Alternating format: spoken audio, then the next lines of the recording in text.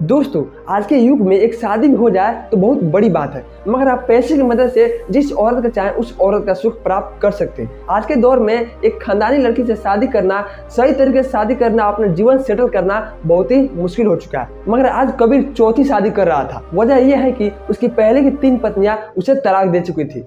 शादी के पहले दिन उसके कमरे से उसकी पत्नी के चीखे चिल्लाने की आवाज आती थी और वो अगले दिन ही मायके चली जाती थी। ऐसा ही सिलसिला उसके तीनों पत्नियों के साथ हुआ था। जब शादी के पहले दिन होता था तो उसके कमरे से उसकी पत्नी चीखे चिल्लाने की आवाज आती थी और अगले ही सुबह वो अपने घर चली जाती थी और दोबारा लौटकर नहीं आती थी। लौटकर और कोई आता तो तलाक का पेपर आता। ये बात किसी को भी नहीं समझ आ रहा था कि आखिर उस रात को ऐसा क्या होता था जो उसकी पत्नी पहले दिन अपने पति को तलाक देकर वहां से चली जाती। आखिर कबीर शादी के पहले दिन अपनी पत्नियों के साथ क्या करता जिसे बर्दाश्त न करके वहां से चली जाती, और इसी वजह से आज वह चौथी शादी करने जा रहा है। लेकिन देखते हैं आज इसकी चौथी शादी सही से चल पाती है कि नहीं। आज इसी के बारे में हम आज की इस कहानी में जानेंगे और इस रात से भी पर्दा उठाएंगे कि आखिर उस रात में ऐसा कबीर क्या करता था जो उसकी पत्नियां उसे छोड़कर चली जाती थी। आखिर एक औरत एक कितने भी हटे घटे आदमी को आसानी से झेल सकती है। इसलिए कहानी काफी ज्यादा इंटरेस्टिंग और रोमांचक होने वाले हैं, तो वीडियो को अंत तक देखते रहिएगा। दोस्तों, कबीर एक बहुत ही अमीर आदमी था। उसके पास पैसे की कोई भी कमी नहीं थी। वह एक बहुत ही मालदार आदमी था।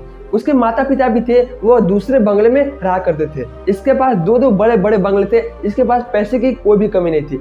उसके माँ बाप भी अपने बेटे से यानी कि कबीर से परेशान थे कि आखिर मेरे बेटे के साथ कोई भी लड़की क्यों नहीं रह पा रही है। कबीर के ससुराल वालों को उसके माता पिता को ही जवाब देना था। जवाब दे देकर कबीर के माता पिता थक चुके थे। कबीर के माता पिता उससे बोलते कि आखिर तुम उस रात को क्या करते हो जो तुम्हारी पत्नियां तुम्हें छोड़कर चली जाती है, और अगले दिन ही तलाक का पेपर घर आ जाता है। इसी वजह से इसके माता पिता भी परेशान थे और वो हर था कर इसके आगे अपने बेटे के सामने हाथ जोड़ लिए थे। अब तुम्हें जो करना है वो करो, हमें हमारे हाल पर छोड़ दो, तुम्हें जिससे शादी करना है वो करो, अब हम लोग को उसे कोई मतलब नहीं है क्योंकि तुम्हारे साथ कोई भी पत्नी नहीं रहती है। लेकिन कुछ दिन बीतने के बाद इसके यार दोस्त इसको ताना मारने लगे कि यार तू चौथी शादी कर ले। इसके रिश्तेदार भी कहने लगे कि बेटा तुम शादी कर लो। इसी वजह से आज ये चौथी शादी करने जा रहा था। उसके लिए दूल्हा बन चुका था। इसके घर में काफी सारे मेहमान आ चुके थे, काफी सारे रिश्तेदार की भीड़ लग चुकी थी और आज ये चौथी शादी करने जा रहा था। लेकिन ये खुश होने के साथ साथ काफी उदास भी था। खुश इसलिए हो रहा था कि उसको एक बहुत ही अच्छी, एक बहुत ही खूबसूरत लड़की, वो भी एक कुंवारी थी और एक बहुत ही पढ़ी लिखी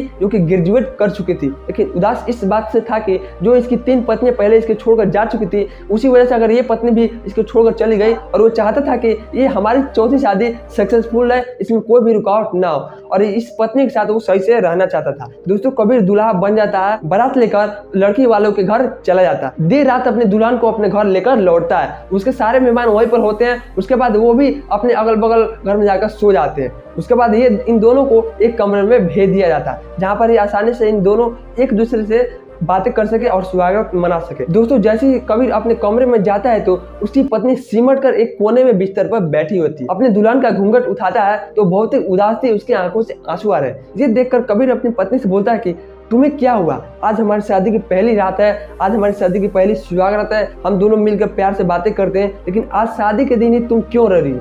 क्या तुम इस शादी से खुश नहीं हो? अगर तुम्हारे साथ कोई जोर जबरदस्ती हुआ है, तुमने मुझसे शादी किया है तो तुम बता सकती हो, मैं तुम्हें तलाक दे दूंगा। उसकी दुल्हन कहती है कि आपने शादी के पहले दिन ही इतना बड़ा बात बोल दिया। मेरे आंखों में आंसू इसलिए है कि बचपन में ही मेरे माता पिता गुजर गए थे। उसके बाद मेरे मामा ने मुझको पाला है, पोसकर बड़ा किया, और मुझसे छुटकारा पाने के लिए वो अपने बेटे के दोस्त से मुझसे शादी करना चाहते थे, जबकि उसके बेटे का दोस्त 45 साल का था और उससे शादी ना होकर आपसे शादी हो गई। इसी वजह से मैं बहुत खुश हूँ। ये एक खुशी के आंसू है। लेकिन आपने मेरी पूरी बात सुने बिना ही आपने तलाक की बात कर दी, वो भी शादी के पहले दिन ही। तो कबीर बोलता है कि मुझे माफ कर दीजिए, आपके जैसा पत्नी पाकर मैं धन्य हो गया।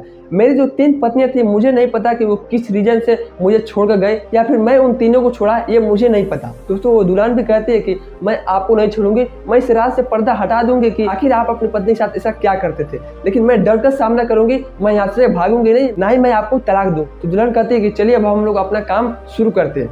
तो दोस्तों, कबीर कहता है कि नहीं, आज मैं तुम्हारे साथ कुछ भी नहीं करूंगा, आज हम लोग सुहागरात नहीं मनाएंगे, क्योंकि हम 3 दिन एक दूसरे को एक अनजान की तरह देखेंगे।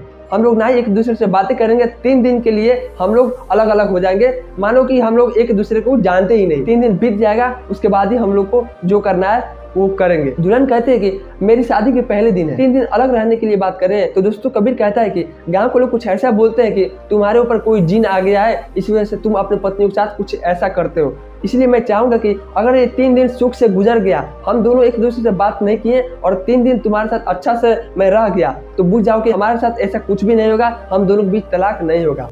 दोस्तों इतना लाख समझाने के बाद उसकी पत्नी मान जाती है और 3 दिन के लिए ये एक दूसरे से अलग हो जाते हैं। दोस्तों ऐसा करते करते 2 रात इनको काफी अच्छा से गुजरी। इसके दुल्हन भी काफी अच्छी से घर में रह रही थी और कबीर भी अपने घर में अच्छा से रह रहा था। जब तीसरी रात वो अपने ऑफिस से काम करके आता है तो खाना खाकर वो सो जाता है। उसके बाद उसकी पत्नी भी अलग बिस्तर पर सो जाती है। लेकिन जैसे आधी रात होती है तो उसके शरीर पर किसी को दबाने की उसके महसूस होती है। जैसे ही उसकी नींद टूटती है कबीर की, तो वह देखता है उसके सामने और कोई नहीं बल्कि उसकी पत्नी खड़ी है। उसके माथे से खून आ रहा था, उसके माथे पर चोट लगी होती है।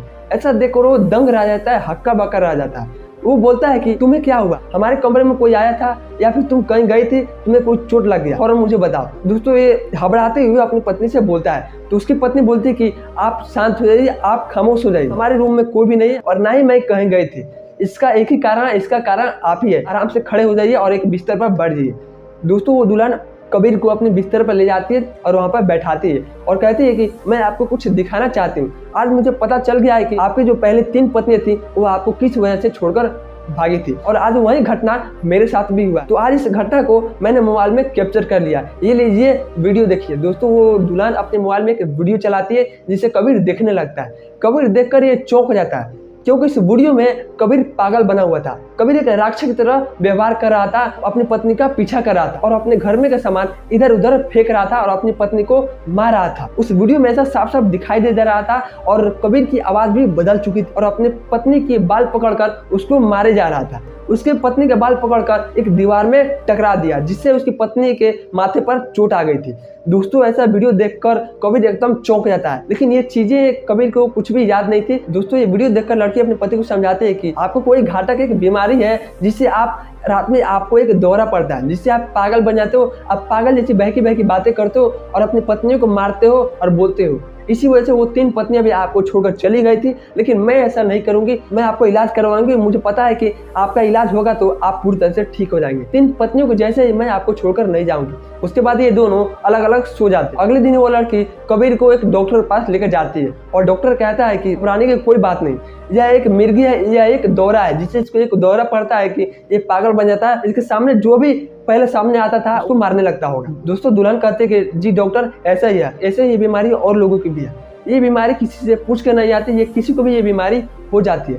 घबराने की बात नहीं, इसका एक सिंपल इलाज है कि करीबी जितने रिश्तेदार होंगे उनको इनका ध्यान रखना पड़ेगा, अच्छा से खाना पीना देना पड़ेगा, इनको गुस्सा ना आए, इसीलिए इनको ऐसा कोई बात नहीं बोलना होगा जिससे इनको गुस्सा। तो दोस्तों दुल्हन कहती है कि मैं इनकी पत्नी हूँ और मैं ही इनका एक ध्यान रखूंगी, मैं अच्छा सा इनका खान पान करूंगी और इनका गुस्सा कभी भी आने नहीं दूंगी। दोस्तों डॉक्टर कहता है कि मेरे बताए हुए तरीके से अगर आप काम किया तो आपके पति बहुत ही जल्दी ठीक हो जाएंगे।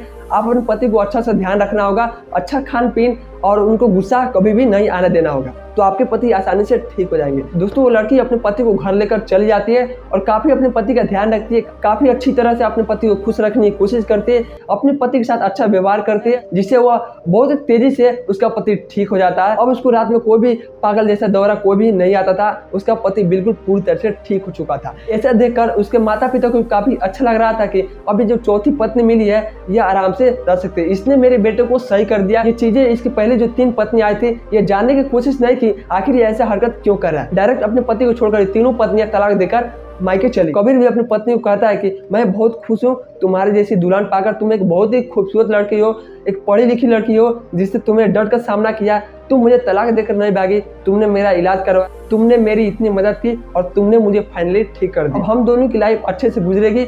दोस्तों इन दोनों के समय बीतता गया, इन दोनों का 3 बच्चा हो गया। उसके बाद इन दोनों की लाइफ मजे से गुजरने लगती है। अब कभी को कोई भी बीमारियां नहीं आती थी। तो दोस्तों ये कहानी आपको कैसी लगी? अच्छी लगी तो वीडियो को लाइक करके इस चैनल को सब्सक्राइब कर लीजिए और हमें कमेंट बॉक्स में कमेंट कीजिए कि आपको इस स्टोरी का कौन सा पार्ट सबसे अच्छा लगा। तब तक के लिए थैंक्स फॉर वॉचिंग।